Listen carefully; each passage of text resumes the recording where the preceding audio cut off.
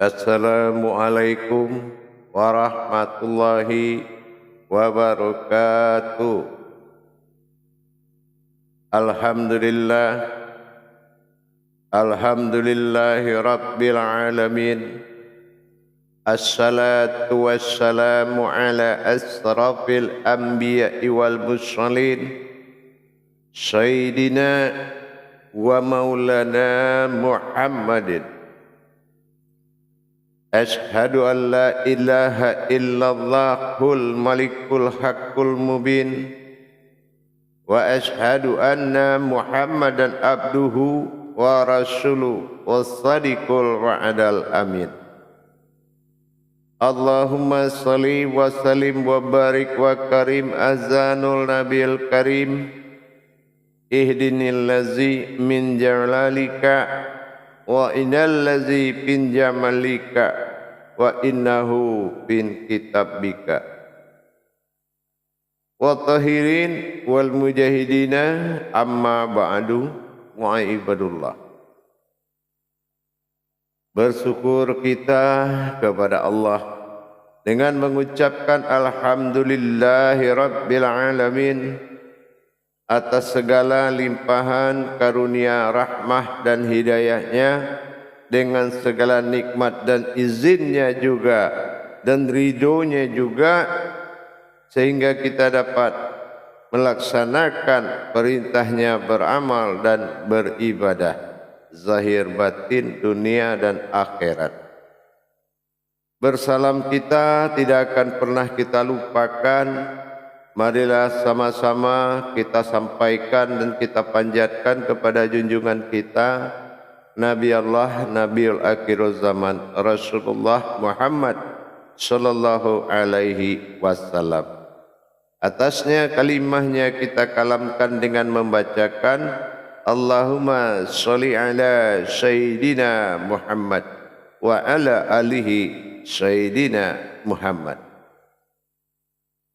Alhamdulillah, para hadirin dan hadirat, kaum muslimin dan muslimat, jamaah dimanapun berada, rahimakumullah.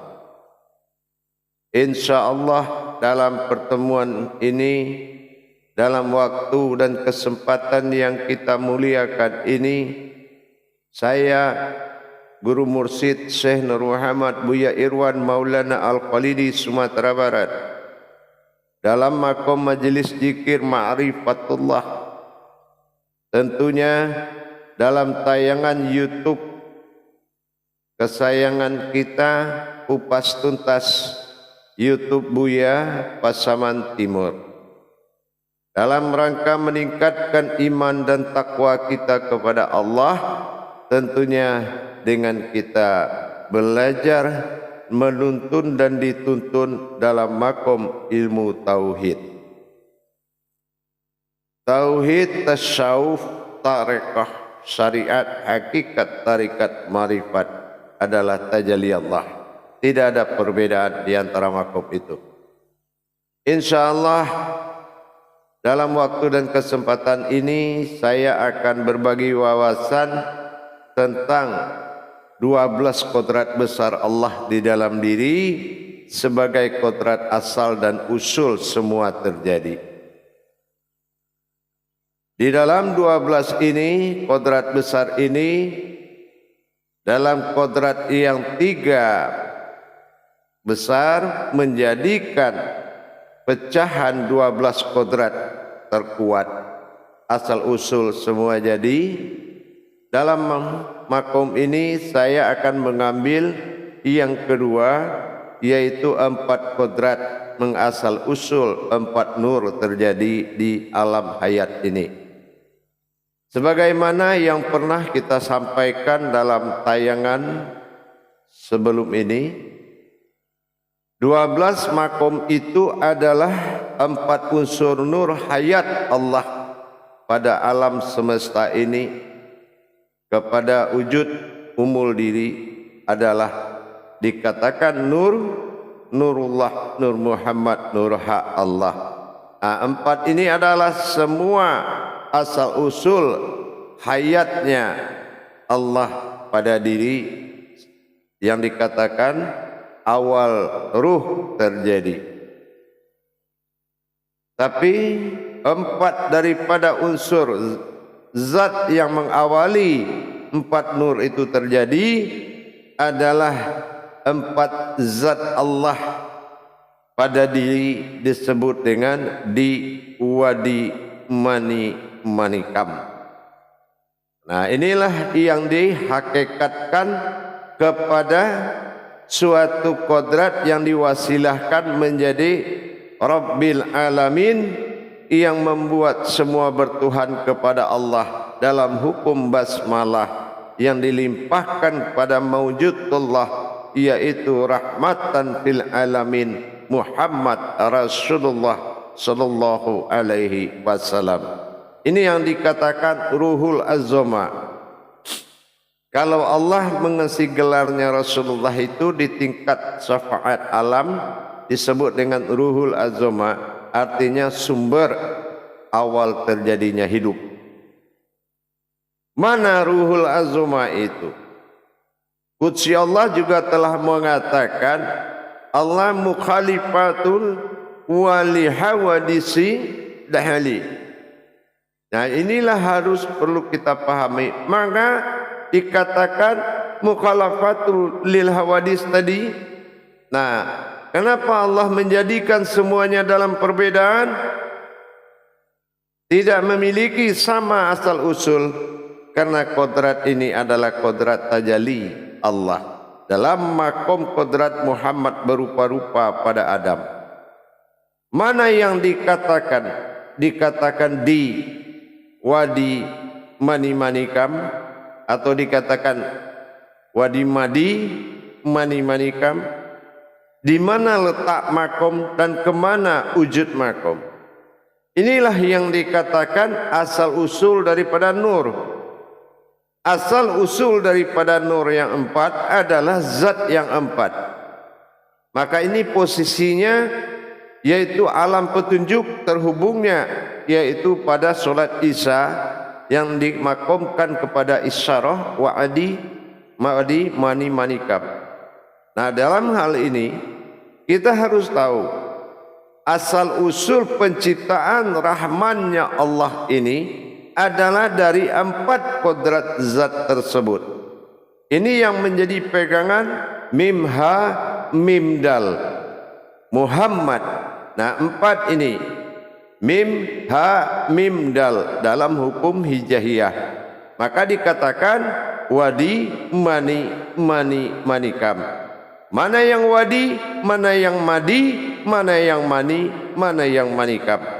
Nah, ini yang disebut dengan kodrat izzatullah, ya. Izzatullah inilah yang disebut dengan kunal. Kunal ini adalah zat yang dikodratkan kepada alam. Jamaah yang dirahmati Allah rahimakumullah. Jadi kalau kita sudah mengerti bagaimana kita mendapatkan makomnya, apa yang dikatakan wadi, wow, itu dikatakan dia di ini perjalanan sirnya, perjalanan sir. Nah, inilah perjalanan sirnya Allah kepada wujud alam ini. Nah, di mana wujud alam ini bisa tersambung dengan kita? Kalau kita katakan, sering kita dengar, ada air, api, angin, tanah, dan bagaimana di diri kita, apa hubungannya?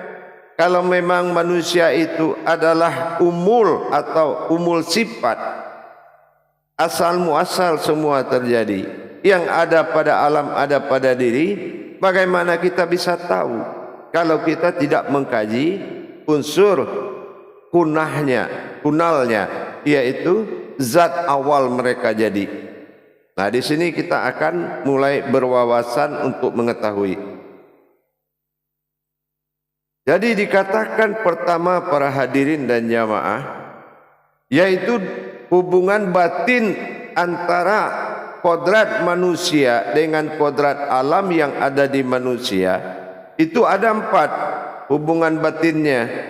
Hubungan batin wadi, hubungan batin madi, hubungan batin mani, dan ada hubungan batin manikam. Nah, inilah yang sinkron 4 tadi. Segala yang berbentuk rahman itu pasti 4. Maka Allah katakan bahwasanya bagaimanapun asal usul bumi ini, nah ini dikatakan hakikatnya pada zat di diri kita. Ini hakikat asal usulnya. Jadi kalau dilihat asal usulnya, di mana kodratnya ini tadi? Nah di sini kita akan melihat kembali. Pertama dikatakan mengenalnya adalah dari sisi batin wadi. Apa yang dikatakan batin wadi? Batin wadi itu Allah katakan la ya'rifu illallah. La ya'rifu illallah. Nah, ini apa? La ya'rifu illallah itu tidak ada yang terlihat satupun melainkan batinnya Allah. Nah, ini jatuhnya kemana? Rupanya ada pada wujud merah, ya, pada wujud merah warnanya pada diri kita. Nah ini tersambungnya kemana? Kalau di diri kita tersambungnya kemana itu? Nah ini akan kita uraikan.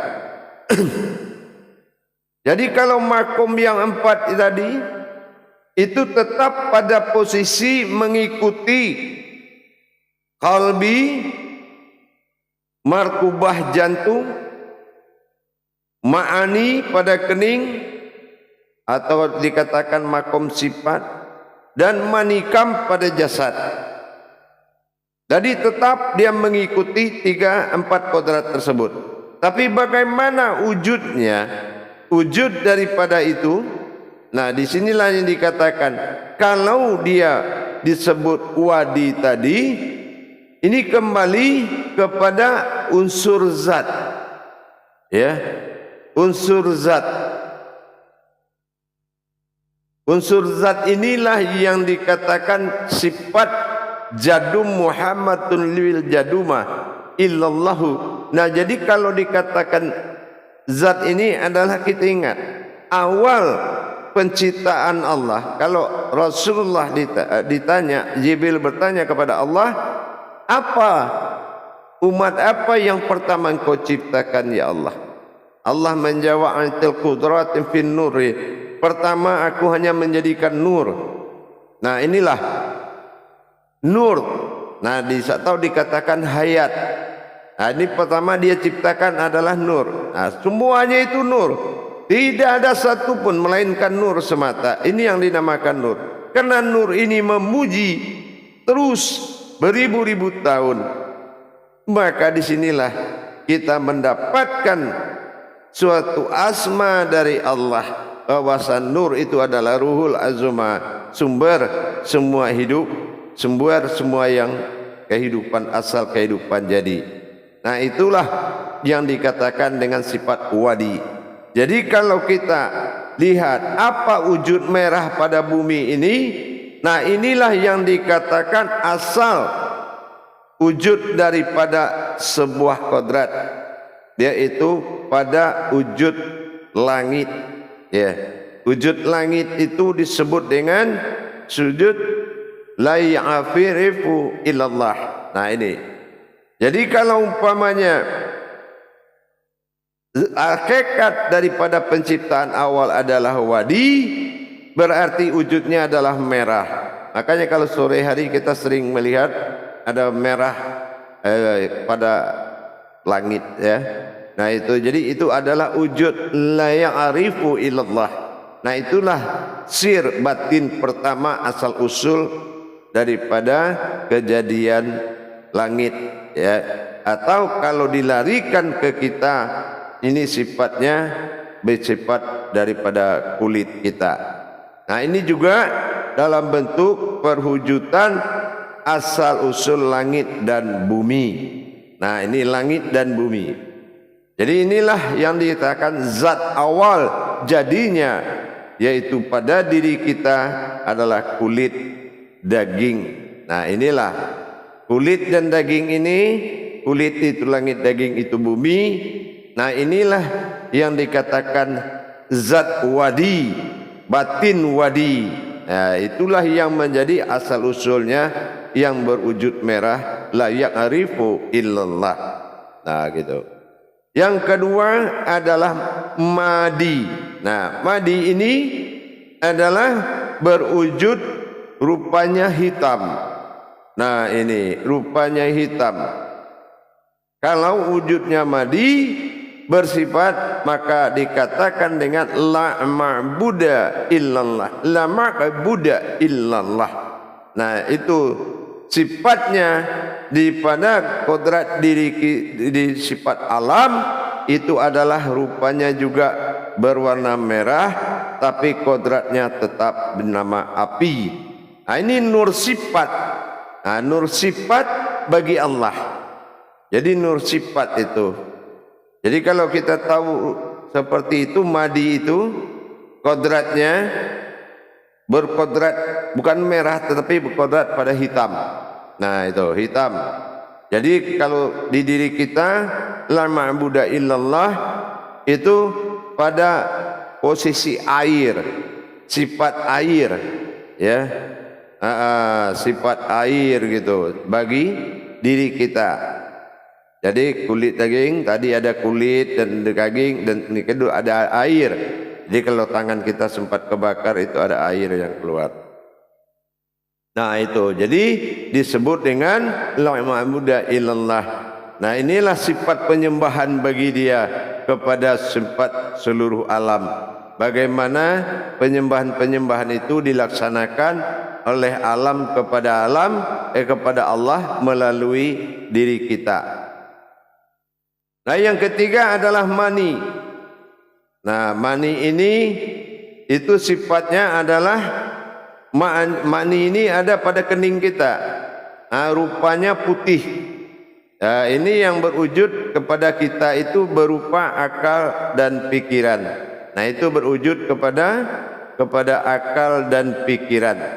Nah ini jadi kejadian ini adalah sifatnya lahu yudda illallah. Nah lahu yudda illallah. Jadi tidak ada lagi yang bisa bergerak nah selain daripada akal dan pikiran kita yang menggerakkan. Inilah alam tadi. Nah ini yang dikatakan madi. Rupanya bersifat lahu yudda illallah. Nah jadi kalau kita sudah mengerti pada diri kita lahu yudda illallah, makomnya di kening, maka kita lahu yudda illallah. Nah nanti kita akan bagaimana mengamalkannya, kita akan terangkan nanti. Yang keempat adalah manikam. Nah rupanya berwujud warna kuning. Nah kejadiannya yaitu sifat nur di diri kita. Nah makom wujud batinnya lama yuda illallah. Tadi kalau yang ma'ani yaitu lahu yuda illallah, tapi kalau manikam lama yuda illallah. Nah lama yuda illallah. Nah ini pada diri kita adalah nur. Nah hidup. Jadi hidup, sifat hidup gitu. Jadi alam bersifat hidup kepada diri kita. Nah, di sini kita baru memahami pada tingkat wujud daripada alam, ya, wujud daripada alam. Jamaah yang dirahmati Allah rahimakumullah. Jadi kalau kita sudah memahami makna-makna tersebut, maka kita harus tahu bagaimana mengendalikannya. Nah, gitu ya. Kalau manikam ini makomnya di pusar, ya. Manikam itu makomnya di pusar, mewakili jasad. Jadi makomnya di pusar. Nah, jadi kita sudah tahu tingkatan-tingkatannya. Nah, jadi kalau kita sudah paham seperti manikam itu makomnya di pusar. Nah itu bersifat daripada diri kita atau jasad. Para jemaah yang dirahmati Allah rahimakumullah. Jadi kalau kita sudah mengerti kontak atau asal usul batin alam, batin tanah, air, api, angin itu semua menuju 4 kodrat yang di dalam diri di wadi mani-manikam, maka kita sucikan kodrat ini dengan mengkalamkan munajat diri mereka itu seperti yang saya sampaikan. Kalau di wadi la ya'rifu illallah subhanallah, berarti kita fokus pada sifat darah di diri kita yang rupanya merah, asal usul daripada langit dan bumi. Yang kedua madi tadi, wujudnya warna hitam, kita sucikan warna hitam itu. Nah ini adalah kejadian air dalam diri kita, air di luar diri kita, maksudnya adalah sifat air di bumi. Nah gitu ya, sifat air di bumi ini kita sucikan.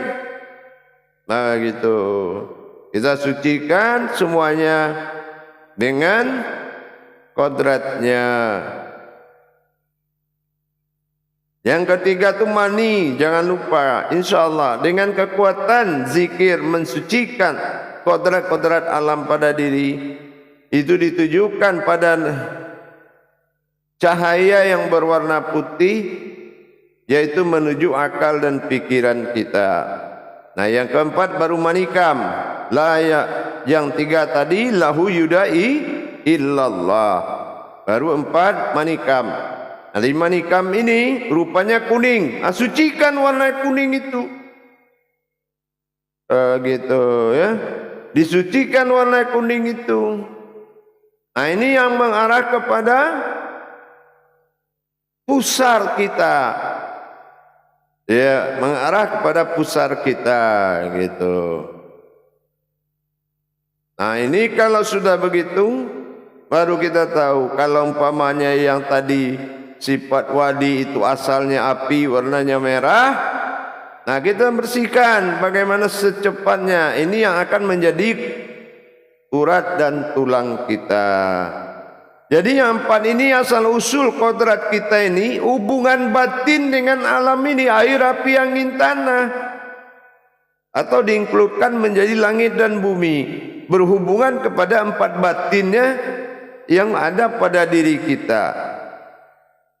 4 makomnya, makom besarnya kalbi, markubah, mani dan jasad. Makom yang lebih halus ada warna yang 4. Nah gitu. Jadi kita amalkan sehingga kita dengan alam Ar-Rahmanir Rahim terjadi hubungan batin dan kasih sayang. Kenapa? Ini hayat mereka tuh di situ. Mereka hidup ada karena batin yang dijadikan oleh Allah, asal usul mereka ada pada diri kita. Itulah di wadi mani-manikam, wadi madi wani manikam. Nah inilah yang akan menjadi sentral untuk mencapai kesemuanya dengan pensucian. La ya'rifu illallah subhanallah subhanallah, la ma'buda illallah subhanallah, terus ya, lahu yuda illallah, terus, dan la ma'yuda illallah, teruskan lagi. Tujuannya apa? Bagaimana bisa mereka itu menjunjung tinggi kodrat kita, menghormati kita, kalau kita sendiri derajat kita masih di bawah dia. Bukan kita yang memperpanjang usianya, malah dia yang memperpendek usia kita. Ini akibat tidak adanya hubungan batin dengan alam ini. Maka sinkronkan, satukan kita dengan dia, sehingga dia tahu kiblatnya. Nah, untuk membuat dia beribadah kepada Allah 24 jam, alam bertasbih kepada Allah, maka kita lihat lagi markubah jantung batin kita. Inilah batin hamdu, yaitu yang mengendalikan Rabbil alamin wa rahmatan fil alamin. Alam dikendalikan jantung, umat dikendalikan nyawa. Basmalah dan bismillah, maka kita selalu berhubungan batin dengan alam dan segala isi dan kodrat-kodratnya. Maka mereka akan menjunjung tinggi kita, maka mereka akan menjadi Al-Maidah, akan menghidangkan apa yang akan Allah perintahkan untuk dia, untuk kita. Apa yang Allah mau berikan kepada kita, mereka lah pelayan-pelayannya Allah, Al-Maidah alam ini. Maka kita harus mendirikan batin-batin alam itu, batin air, api, angin dan tanah, semuanya dihimpun dalam batin langit dan bumi, sehingga menjadi batin wujud adalah markubah Allah pada jantung. Bertasbihlah mereka melalui jantung kita dan bertobat dan berkiblat kepada Allah melalui nyawa kita. Saksikan bagaimana batinnya alam itu memuji Allah kepada nyawa. Inilah yang dikatakan mukhalifatul hawadis, dari kodrat yang berbeda tapi dia satu wujud. Baik para hadirin dan jamaah, insyaallah pelan-pelan kita mulai memahami hubungan hablum minallah kita dengan sekalian alam. Mudah-mudahan insyaallah kita akan tingkatkan pemahaman ini lebih dalam lagi. Jadi bagi jamaah yang ingin memperdalam, silakan untuk masuk ke dalam bimbingan belajar pada grup dan menghubungi nomor telepon yang ada pada YouTube layar aplikasi, yaitu YouTube Buya Pasaman Timur. InsyaAllah silakan mendaftarkan diri menjadi bimbingan dan tuntunan 1 minggu sekali. InsyaAllah mudah-mudahan para jemaah, semoga Allah benar-benar membuka kesempatan kepada kita untuk mendapatkan pertolongannya. Inilah yang harus kita camkan dalam hati kita. Hayatun bihayatin dha'iman abada. Itulah yang harus kita perhatikan. Tidak ada lagi dalil di atas dalil kebenaran melainkan dalil seorang walinya. Jadi insyaallah dalil Allah inilah segala puncak kebenaran. Bidahlihi marifatul haq bil ilmi. Dalilku adalah sumber kebenaran sebuah ilmu. Jadi untuk itu mari kita tingkatkan bersama-sama. Bagaimanapun alif dalam bismillah itu, berkatnya alif bismillah itu adalah alif jadum. Muhammadun fil jadum, jadum illallah. Naisara karena mimbaki bakiyah illallah. InsyaAllah mudah-mudahan dengan mempertemukan dua alif ini, maka yang bertemu adalah zahir dan batin kita. InsyaAllah inilah kebesaran Allah yang ada dalam diri. Wujud Allah adalah ilmu. Barakallahu ya karim ya rahman. Akhirul kalam. Wabillahi taufiq wal hidayah. Wassalamualaikum warahmatullahi wabarakatuh.